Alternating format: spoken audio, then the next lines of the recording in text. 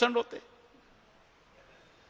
बरोबरी का अगर आपने लिया, आपने दिया, वही आप लौटा कर देते। तो जिन लोगों ने हम लोगों के ऊपर राज किया, भारत आजाद होने के बाद भी उन्हीं का राज है, याद रखना। चेंज नहीं हुआ, चेंज नहीं हुआ है। इसके सबूत आपको बताए जाते हैं तो ये सारी समस्या समझ में आ जाएगी। 1947 में अंग्रेज चले गए। भारत का पहला इलेक्शन 1952 में हुआ। 2 सितंबर 1946 को भारत का प्रधानमंत्री जवाहरलाल नेहरू बन गया without election. Without election Bharat का प्रधानमंत्री जवाहरलाल नेहरू बन गया। 1947 में ही भारत के सभी राज्यों के मुख्यमंत्री ब्राह्मण बन गए। 1947 में भारत के सभी राज्यों के गवर्नर ब्राह्मण बन गए। 1947 में सभी के सभी यूनिवर्सिटियों के वाइस चांसलर ब्राह्मण बन गए। 1947 में से आज तक जितने भी चीफ जस्टिस ऑफ इंडिया हुए 34 हुए, 32 ब्राह्मीण। 47 के आज तक एजुकेशन मिनिस्टर चाहे कोठारी हो, चाहे मुरली मनोहर जोशी हो, चाहे कपिल सिब्बल हो, ब्राह्मीण। हमारे बच्चों को क्या सिलेबस में पढ़ना आज भी तय हमारा दुश्मन करता है। 1947 से आज तक सीबीआई और रो के सारे चीफ ब्राह्मीण।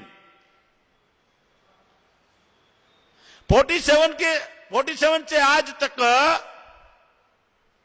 वायुसेना, जल सेना, थल सेना के सारे अध्यक्ष ब्राह्मीण। 95% राष्ट्रपति ब्राह्मीण, 95%।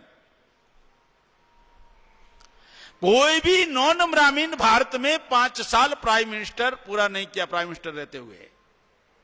चाहे वीपी सिंह हो, देवी गौड़ा हो, आई.के. गुजराल हो, चंद्रशेखर हो, देवीलाल हो, नॉन ब्राह्मण कभी 5 साल पूरा नहीं किया। आज भी 3% ब्राह्मणों का प्रशासन पर 80% कब्जा है और 3% ब्राह्मणों का 100% मीडिया पर कब्जा है। किसकी आजादी? कहां मिली हमारे लिए आजादी? कहां है आजादी? से वो लोग आजाद हुए। आजादी आज भी हमारे लोगों के लिए अफवाह है। आजादी से वो लोग आजाद हुए, आज भी हम आजादी हमारे लिए केवल अफवाह मात्र है। मतलब 50 के बाद पहले भी ब्राह्मण राज करते थे, आज भी ब्राह्मण राज करते हैं। 1952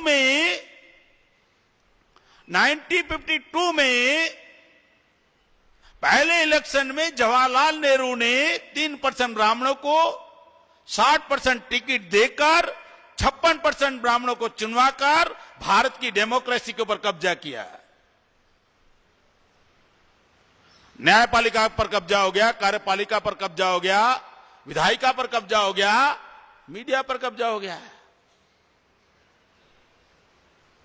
3% ब्राह्मणों को 60% टिकट देकर 56% ब्राह्मण चुनवाकर भारत की डेमोक्रेसी पर ब्राह्मणों ने अपना कब्जा कर लिया। आज भी बरकरार है, आज भी उनका कब्जा बरकरार है। अब ये जो समस्याएं निर्माण हुई, कार्यपालिका, लोकतंत्र के 4 पिलर है, कार्यपालिका, न्यायपालिका, कार्यपालिका, विधायिका और प्रचार माध्यम। डेमोक्रेसी के 4 पिलर है। ये 4 पिलर ब्राह्मणी व्यवस्था को मजबूत करने का काम करते हैं, ब्राह्मणी व्यवस्था को खत्म करने का काम नहीं करते। जबकि भारत के संविधान में पहले पन्ने पर लिखा हुआ है, पहले पन्ने पर हम भारत के लोग समता, स्वतंत्रता, बंधुता, न्याय पर आधारित समाज और राष्ट्र का निर्माण करेंगे। हुआ? हम भारत के लोग समता, स्वतंत्रता, बंधुता और न्याय पर आधारित समाज और राष्ट्र का निर्माण करेंगे। क्या हुआ? भारत में 2 संविधान चल रहा है, याद रखना। कागज के पन्नों में इक्वालिटी बिफोर लॉ है और बिहेवियर में, व्यवहार में असमानता चल रही है। 2 संविधान एक साथ काम कर रहे हैं। अब न्यायपालिका कैसे काम कर रही है? आपको एग्जांपल देता हूं। न्यायपालिका संविधान के विरोध में जाकर काम कर रही है। संविधान का पहला अमेंडमेंट था reservation is a fundamental right. पहला अमेंडमेंट संविधान में हुआ, reservation is a fundamental right. और न्यायपालिका अब 99 में कहती है reservation is a not a fundamental right.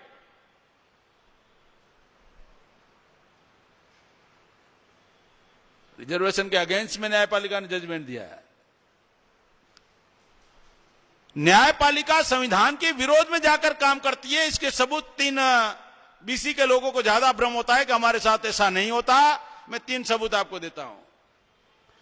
SC, ST, BC को 1932 में रिजर्वेशन मिला और बीसी जो 52% है उनको 16 नवंबर 1992, 60 साल के बाद, 60 साल के बाद, और वो भी संविधान के विरोध में जाकर न्यायपालिका ने जजमेंट दिया। कौन सा जजमेंट दिया? भारत का संविधान संख्या के आधार पर प्रतिनिधित्व का प्रोविजन है।